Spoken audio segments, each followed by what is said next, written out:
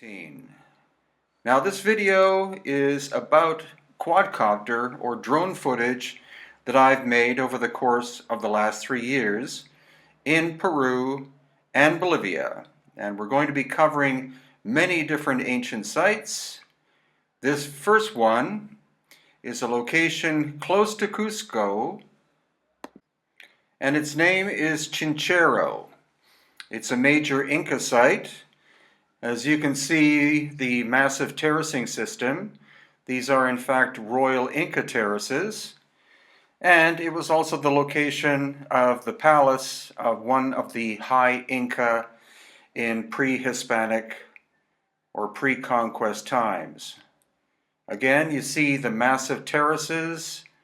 These are called royal terraces because the food here was grown for the royal Inca family. Next, we're at Morai, which is another massive Inca complex of terracing. You notice that it's in the shape of a circle and then these horseshoe shapes. It's a massive construction done during Inca times and is located in between Cusco and the Sacred Valley of Peru. The most common idea is that this was an Inca experimental station of some kind for producing new varieties of potatoes, corn, quinoa, etc.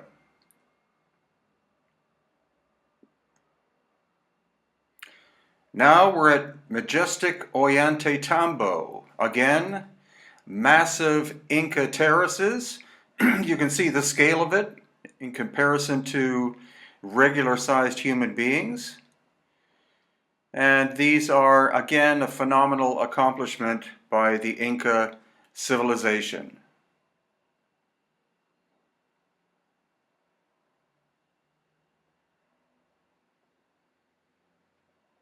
However, what we also find are megalithic aspects, and it's most likely that the megalithic works predate the Inca by several thousand years, and the damage could very well have been from a massive ancient cataclysm. Now we're at Tiwanaku in Bolivia and flying over the famous Sun Gate.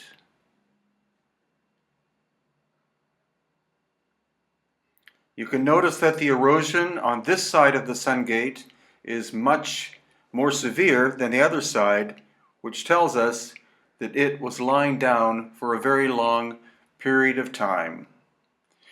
And now Quadcopter Pachacutec is flying over Pumapunku, which is right next door to Tiwanaku. It's in fact the same complex, but Pumapunku was likely buried for several thousands of years by a wall of mud that struck the site in deep antiquity. On the left you see two of the famous H blocks, and in total there are 9 H blocks located at the Pumapunku site. Notice the massive slabs of stone as well. Those were likely the foundations, and some of them are broken, some of them are literally half buried. You could tell just by looking at it that this was the scene of a massive ancient cataclysm. And there, featuring 4 of the famous H blocks as seen on Ancient Aliens and other shows. Now we're at the Inti Punku, which is about an hour's drive south of Cusco. Again, you can notice that there are megalithic elements and then Inca components or elements constructed on top. So the megalithic likely predates the Inca by several thousands of years. And here we have a great shot of Quadcopter Pachacutec flying through one of the 2 entrance exits of the Inti Punku Sun Gate. Here we are at Lake Titicaca, and this site is called Silustani, where there are these huge chulpa towers. Again, These are most likely pre-Inca, created by a much more technologically advanced civilization that lived there several thousands of years ago. And now Quadcopter Pachacutec is backing up in order to let you see again these enormous towers that were used as funeral towers, but no one knows why they were originally constructed. Somewhat nearby Silustani is another location where we find these Chulpa towers. And here the quadcopter is flying over top. And again, passing in between one round one and one square one. The round ones are much more common, and this location is called Cutimbo. All of a sudden, here we are at Lake Titicaca, and this is the island of the moon, which was the domain of the Virgins of the Sun during the Inca time period. And some of you may have heard of this site. It's called Amarumuru or Aramumuru, located again close to Lake Titicaca. Now we find ourselves near the coast of Peru. This ancient Inca site is called Tambo, Colorado, completely constructed with adobe bricks. Back we are in Cusco, actually slightly above Cusco, and this location is Little Kenko. It looks like a quarry of some kind, but that hasn't been officially determined. It's a very strange location. Stone outcrops that are carved and sculpted like this are found in abundance above Cusco in many different locations. It's right next door to the more famous Kenko location. They're basically the same site. The heavy weathering of the limestone surfaces is curious, and geologist Susan Moore of Canada believes that the weathering of the surfaces is several thousand years older than the Inca. So it's another indication that the site of Cusco itself and the megalithic sites around Cusco are pre-Inca and were made with forms of lost ancient high technology. Now this is the front surface of Little Kenko. You notice the megalithic blocks and later smaller Inca repair work.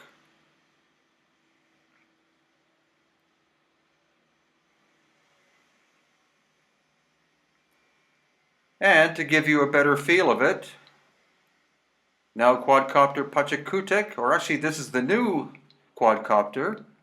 This is Huiracocha, is flying over top to let you see not only the limestone surfaces, but also the city of Cusco in the background.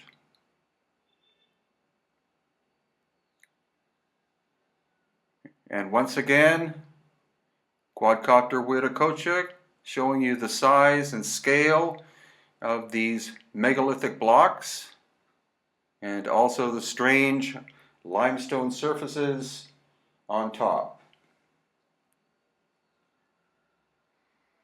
Now for a change of pace, we're back on the coast of Peru at Paracas, the location where the largest elongated skulls in the world have been found. This is the beautiful bay called La Mina, because there used to be a coal mine located there. And this shows you the ancient seabed. The whole Paracas area is uplifted ocean, which occurred millions and millions of years ago. It's a very desert and dry area, but has beautiful beaches, and of course the location of the Paracas History Museum of Juan Navarro.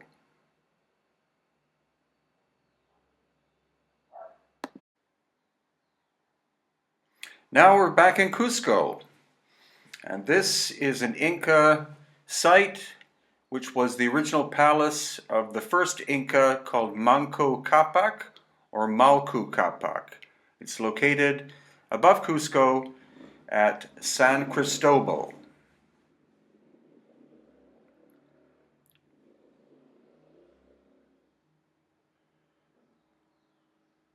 All of a sudden, we find ourselves in Nazca, Peru, relatively close to the coast, and location, of course, of the famous lines and geoglyphs. These are the Puquio wells, likely constructed by the Nazca people, or possibly even the Paracas people, at least 1,500 years ago. The astonishing thing is that they still run, and the water comes from the Andes far off to the east. If you climb down one of these circular wells, you can put your hand in the water, and it's still very cool. What the ancient Nazca did is they actually tapped into underground streams and river systems because there's very little surface water in the Nazca area, getting only about half an inch of rain per year.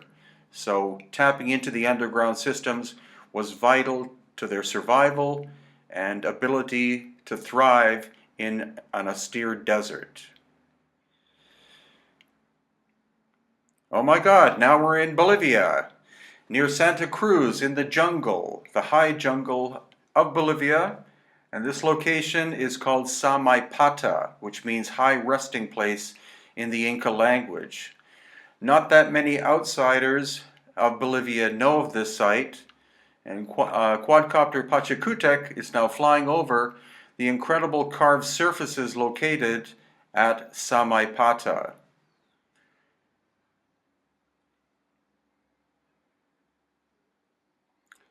It's a very enigmatic location. The Inca were here, but whoever did the carving and shaping of these red sandstone surfaces, no one honestly knows. The weathering is very extensive, so the construction was likely several thousand years ago. And now, one more trip as Quadcopter Pachacutec approaches the carved stone surfaces of enigmatic Samaipata, high in the jungles of central Bolivia.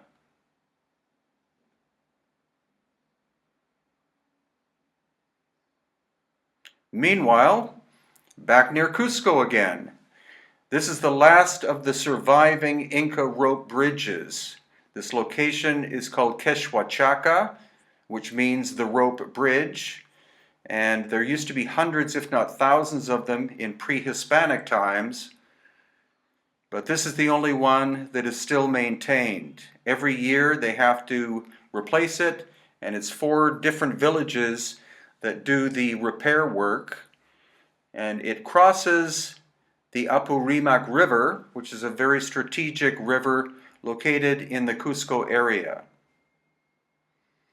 Of course, you will have seen bridges like this in many Hollywood films, but it was the great Inca culture who were responsible for mastering the technique of building rope bridges that went over chasms such as this.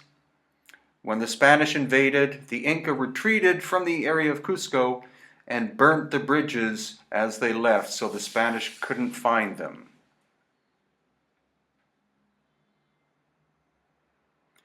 And finally, this is a secret location outside of Cusco, an Inca fortress, and I honestly forget the name of the place. It's very difficult to find.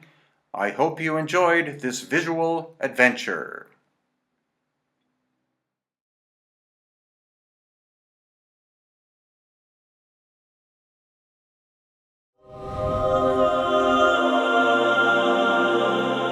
When you start to ask the question, it unfolds the fabric of space itself, how it's made. What is it made of?